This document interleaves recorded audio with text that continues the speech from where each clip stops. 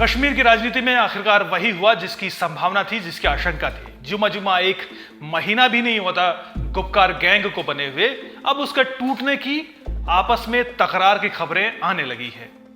दरअसल DDC election के पहले फेज के लिए सीटों को बंटवारे की घोषणा होनी थी। 12 नवंबर शाम तक नॉमिनेशन किया जाना था। उससे पहले पत्रकार दिन भर ये इंतजार करते रहे कि कब गुपकार अलायंस जो सीट शेयरिंग है आपस में, उसकी लिस्ट कब जारी करेंगे, लेकिन शाम होते होते लिस्ट जारी नहीं हुई। खबर आई कि गुपकार गैंग में कुछ भी ठीक नहीं है। बहरहाल शाम होते होते एक लिस्ट जारी जरूर हुई, लेकिन आप पहले लिस्ट देखिए। लिस्ट में कुल 27 उम्मीदवारों का नाम है और जो सीटों का बंटवारा हुआ है उसके मुताबिक 21 सीटें अब्दुल्ला परिवार के नेशनल कॉन्फ्रेंस के लिए आवंटित की गई हैं। 4 सीट 21 नेशनल कॉन्फ्रेंस के लिए, 4 सीट पीडीपी के लिए और मात्र 2 सीट सज्जाद लोन की पार्टी पीपल्स कॉन्फ्रेंस के लिए दी गई हैं। गुपकार अलायंस में 7 पार्टियां हैं, NC, PDP, people's conference, CPIM, CPI, इसके अलावा पीपल्स मूवमेंट और इसके अलावा एक है एएमसी। लेकिन जो 27 सीटों में से सिर्फ 3 सीटों का 3 पार्टी को रिप्रेजेंटेशन दिया गया है, उसमें भी जो सबसे ज्यादा सीटें जिन्होंने डकार ली हैं, लगभग 70% सीटें, वो हैं नेशनल कॉन्फ्रेंस के नाम। अब आप अंदाजा लगाइए कि क्या गुपकार अलायंस में सब कुछ सही रह सकता है? नहीं, खबर यह है कि गुपकार अलायंस टूटने के कगार पर है। 1 महीना पहले जब ये बना था, तब ये कहा गया था कि आर्टिकल 370 के रिस्टोरेशन के लिए काम करेंगे और सब मिलकर अपनी राजनीतिक महत्वाकांक्षाओं, इच्छाओं को नीचे रखते हुए आपस में मिलकर कश्मीर के हित में काम करेंगे। लेकिन जैसे ही पहला चुनाव आया, जैसे ही पहले चुनाव के पहले फेज के लिए सीटों की बंटवारे की बात आई, सबने अपना अपना रंग दिखा दिया। बताया जा रहा है कि नेशनल कॉन्फ्रेंस ने कहा है कि बस सीटों का बंटवारा कैसे होगा, वो सीटों का बंटवारा होगा 2019 का जो लोकसभा चुनाव आए हुए थे, उसमें जो वोट मिले थे अलग अलग पार्टियों को, उसी अनुपात में सीटों की शेयरिंग होगी। आपको पता है कि 2019 के चुनाव में नेशनल कॉन्फ्रेंस ने कश्मीर घाटी की 3 लोकसभा सीटें जीती थी। इससे पहले पीडीपी राज्य के सत्ता में थी, लेकिन एंटी इनकम्बेंसी के चलते उनको किसी तरह की वोट नहीं मिली थी कश्मीर में और उनको करारी हार का सामना करना पड़ा था। खुद महबूबा मुफ्ती हार गई थी। अब ऐसे में जो दांव नेशनल कॉन्फ्रेंस ने खेला है तमाम गुपकार गैंग की तमाम पार्टियों को चित्त करने के लिए, उसमें पीडीपी भी उलझी हुई है, सज्जाद लोन भी उलझा हुआ है और बगाम तारेगामी जैसे नेता तो दूर दूर तक कहीं समझ पाने के काबिल बचे ही नहीं। वो सोच रहे हैं कि करें तो क्या करें। नेशनल कॉन्फ्रेंस ने सीधे कहा है कि इससे कम में वह मानने को तैयार नहीं है। गुपकार अलायंस टूटे तो टूटे, अब करें तो क्या करें। जो पीडीपी है वो भी मजबूर है। अगर वो गुपकार अलायंस से अलग होती है तो उस पर आरोप लगेगा कि उसने सत्ता के लिए, सीटों के लिए, चंद सीटों के लिए, सीटों के बंटवारे के लिए उन्होंने गुपकार अलायंस से खुद को अलग कर लिया, यानी उनको कश्मीर कॉज का कोई लेना देना नहीं है। सज्जाद लोन भी ऐसा करेंगे तो उनके साथ भी दिक्कत होगी। लेकिन 27 सीटों में से पीडीपी को भी 4 सीटें मिल गई और सज्जाद लोन को भी मिल गई। सीपीआईएम, सीपीआई, इसके अलावा एएमसी, इसके अलावा जो पीपल्स मूवमेंट है, इनको ठेंगा मिला है, लिहाजा वो तो तलवारें भांजने को एकदम तैयार है। हालांकि अभी मनाने वाले कोशिश कर रहे हैं कि चूंकि ये पहले फेज की ही लिस्ट जारी की गई है, अभी तो 7 फेजेस की लिस्ट और भी होनी बाकी हैं। करीब टोटल जो 280 सीटों के लिए डीडीसी में इलेक्शन होगा, लिहाजा सबको रिप्रेजेंटेशन जरूर मिलेगा। यहां पर कांग्रेस थोड़ी शातिर नजर आती है। कांग्रेस ने गुपकार अलायंस में सिग्नेटरी वो नहीं बने, यानी औपचारिक रूप से वो शामिल नहीं हुए, लेकिन जब डीडीसी इलेक्शन चुनाव लड़ने की बात आई तो उन्होंने कहा कि भाई वो गुपकार अलायंस के साथ मिलकर लड़ेंगे। यानी गुपकार अलायंस जितने में लड़ना चाहता है, बाकी सीटें कांग्रेस के लिए छोड़ दे। हालांकि कांग्रेस के लिए भी कितनी सीटें छोड़ी गई हैं इसका खुलासा अब तक नहीं किया गया है, कुछ भी वो बोलने को तैयार नहीं है। सबको उमर अब्दुल्ला ने अपने बड़े शातिर तरीके से शब्द को चार खाने चित्त कर दिया है। अब वो उनको समझ नहीं पा रहे हैं कि वो अलायंस से बाहर निकले तो जनता के सामने क्या मुंह दिखाएंगे, अगर अलायंस में रहें तो अपने कार्यकर्ताओं को क्या मुंह दिखाएंगे।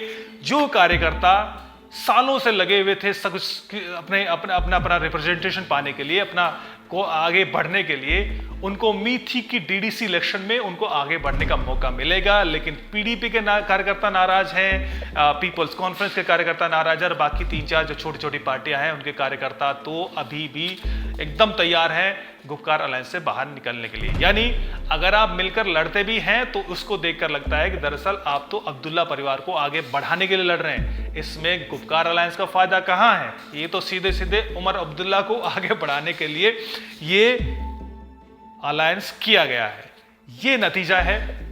हालांकि कश्मीर की राजनीति में एक और प्लेयर है, वो है अपनी पार्टी। आपको याद होगा कि कुछ महीने पहले पीडीपी, नेशनल कॉन्फ्रेंस और अलग अलग पार्टियों से आए कुछ नेताओं ने एक पार्टी बनाई थी, अपनी पार्टी, जिसका हाल ही में जो सिंबल है वो जारी किया गया है, क्रिकेट बैट यानी बल्ला।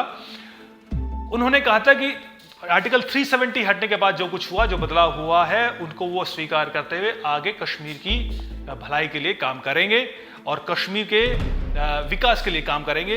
वो अभी भी वो आरोप लगा रहे हैं गुपकार गैंग की हालत जो होनी थी वो वही हो रही है।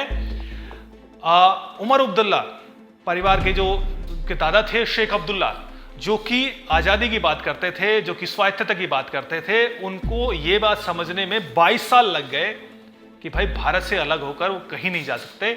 ये बात गुपकार अलायंस ने 22 दिनों में समझ ली। वो समझ गए कि अब बिना चुनाव लड़े, बिना डेमोक्रेटिक प्रोसेस में रहे, वो कहीं के नहीं रहेंगे। ये बात उन्होंने 22 दिन में समझ लिया, लिहाजा वो डीडीसी इलेक्शन लड़ने को तैयार हो गए। भाई ये हम नहीं कह रहे, ये अपनी पार्टी कह रही है, ये गुपकार अलायंस की पोल खोल रही है कि उनकी कथनी क्या है और करनी क्या है, गुपकार अलायंस का सच क्या है और वो दिखा क्या रहे हैं। बेचारे क्या करेंगे, अपना मुंह छुपाने के लिए शायद कहते हैं साहब हम तो पावर के लिए नहीं, हम तो लोगों के लिए सामने आए। गेम तो पावर की है, क्योंकि power flows from the grass roots. जब आप लोगों के लिए कुछ करेंगे तो वहीं से ये कहना अब शायद उनके लिए अच्छा नहीं है कि नहीं साहब हम पावर के लिए नहीं लड़ रहे। लड़ किसके लिए रहे हो, क्या करने के लिए लड़ रहे हो। 8 दिन पहले तो ये था कि इलेक्शंस का कोई माने नहीं है हमारी जिंदगियों में। क्या जिंदगी यहाँ बदल गई या इलेक्शन के माने बदल गए।